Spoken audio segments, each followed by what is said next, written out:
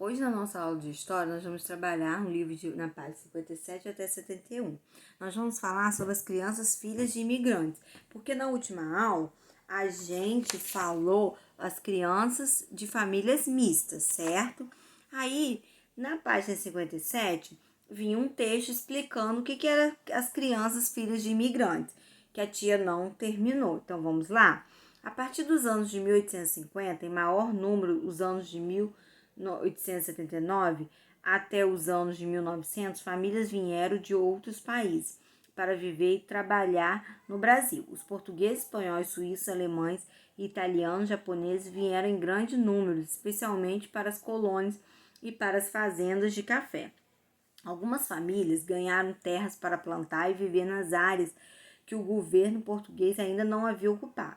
Essas colônias de imigrantes foram criadas nas áreas do sul do território, onde hoje estão os estados do Paraná, Santa Catarina, Rio Grande do Sul, são os colonos imigrantes. Outras famílias vieram para trabalhar as plantações de café, que existiam em grande quantidade nas terras atuais estados do Rio de Janeiro e de São Paulo.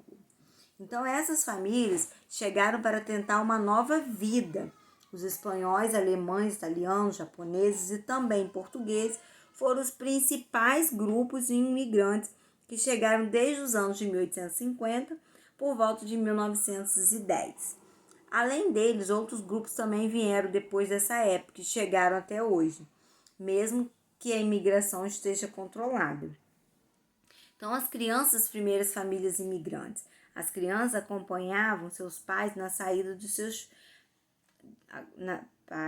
pais na saída do seu país para viver em outro. Elas enfrentavam longos dias de viagem e quando chegavam, passavam a viver em uma terra que não conhecia e com pessoas que não conseguiam entendê-las, porque falavam uma língua diferente.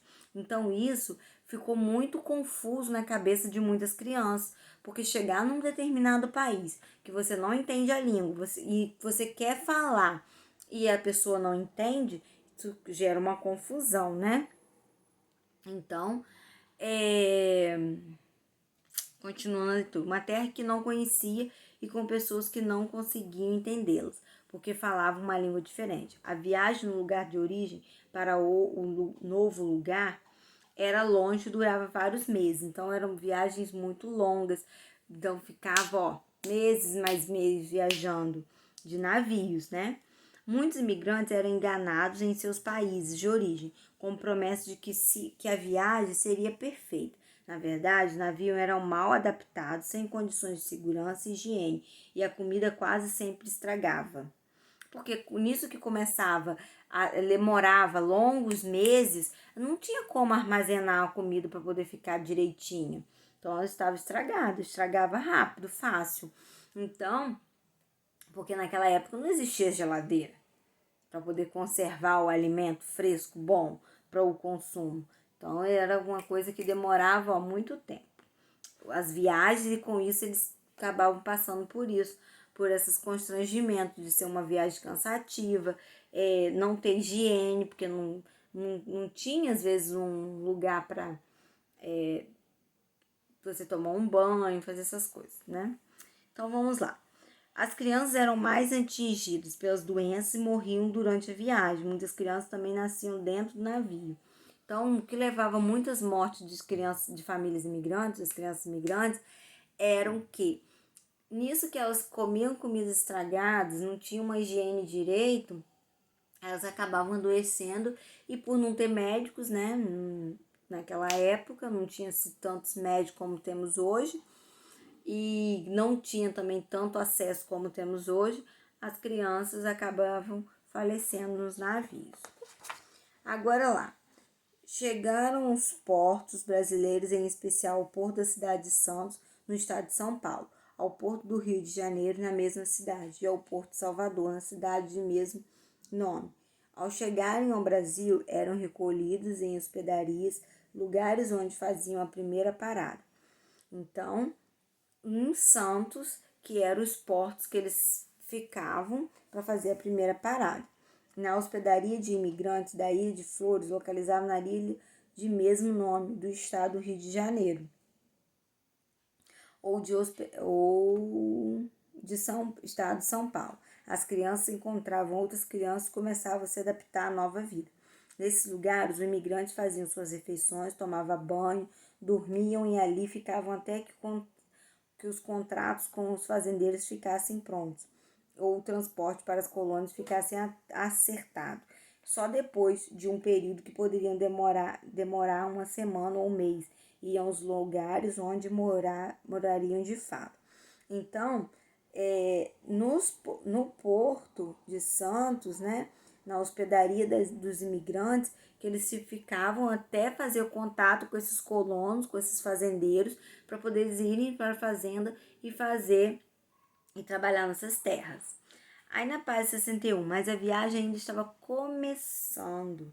Era preciso muita paciência até o destino final, porque a hospedaria era preciso seguir para as fazendas de café ou para a colônia de imigrantes que estavam sendo criados nas terras dos atuais estados, Paraná, Santa Catarina e Rio Grande do Sul, principalmente.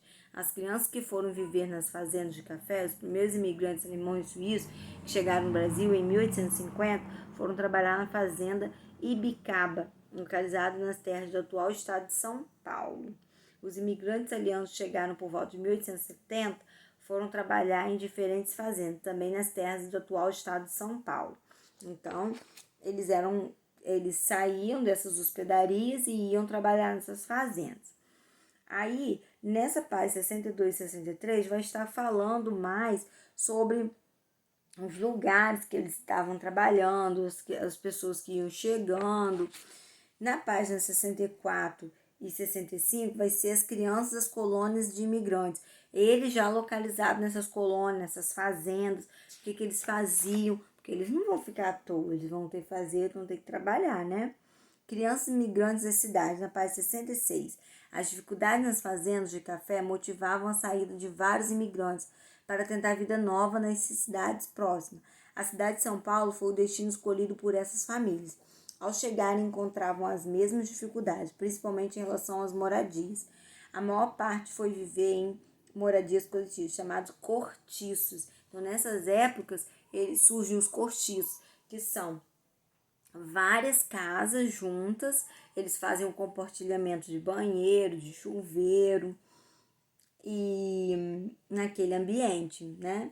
Os homens e as mulheres foram trabalhar nas indústrias paulistas que estavam aumentando a cada dia na cidade. E as crianças também foram empregadas nas oficinas e fábricas para ajudar o sustento da família.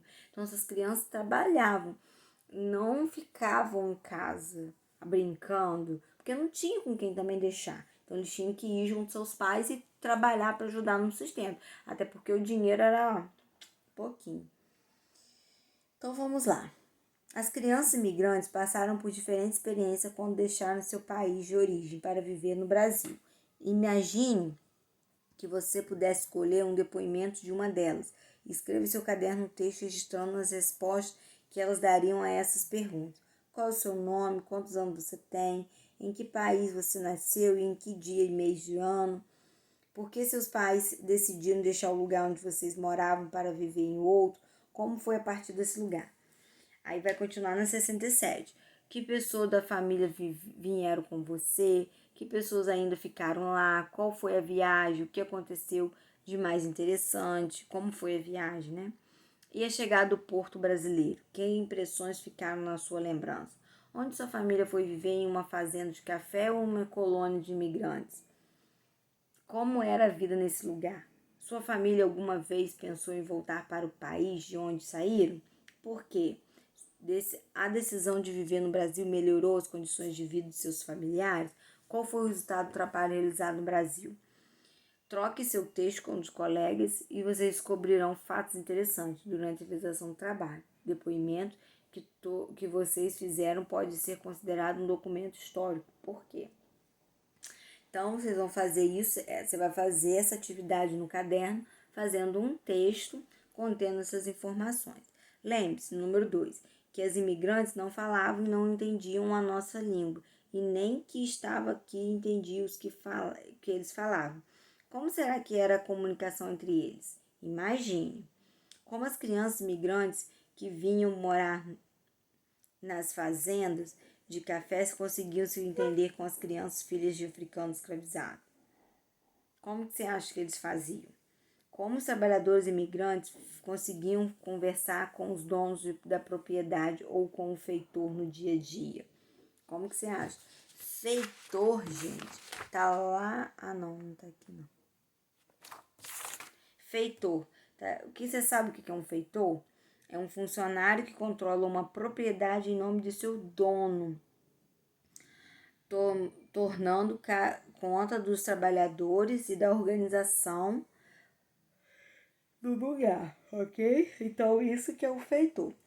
O contato entre os africanos escravizados ou os libertos e os imigrantes em uma mesma tarefa realizada nas fazendas foi proveitoso para eles? Você acha que foi? Sim ou não? E responda o porquê. Então, você vai fazer aí, ó, você conta a sua história. Você vai contar a sua história, vai ler primeiro isso aí, ó, vou contar. Aí você vai ler o texto, depois na página 69, a menina de história escreveu, vou contar. Agora é sua vez, reúna documentos para fazer um álbum de sua história. Então, você vai pegar todos aí, esses documentos que tá escrito aí, para fazer um álbum, ó, igual a menina tá fazendo aqui, ó. Pode dobrar a folha 4 no meio e vai botando as informações contidas aí. Na página 71, este é um bom momento para iniciarmos a organização de uma biblioteca na sala de aula. Se você tiver um livro ou uma revista, você precisa se desejar, manda foto aí para tia ver como que vai ficar esse álbum. Ao estudar no tema meninos e meninas, costumes e tradições, quais descobertas você fez? Responda com as informações que você aprendeu. Meninos e meninas têm direitos iguais e podem realizar as mesmas atividades? O que você acha? Explique sua opinião. No passado, meninos e meninas tinham o mesmo direito? Você acha que existia a mesma coisa para um para outro? Justifique. Que documentos podemos consultar para conhecer a história da nossa vida e da vida de outras pessoas? Quais são esses documentos? Quais são as fontes orais, escritas, né? Materiais. Aí você vai reler o capítulo 3 aí e reunir as informações de que fontes são essas que eu tô perguntando, ok? Então, vamos agora tomar uma água, respirar um cadinho e passar para nossa aula de geografia. Vamos lá?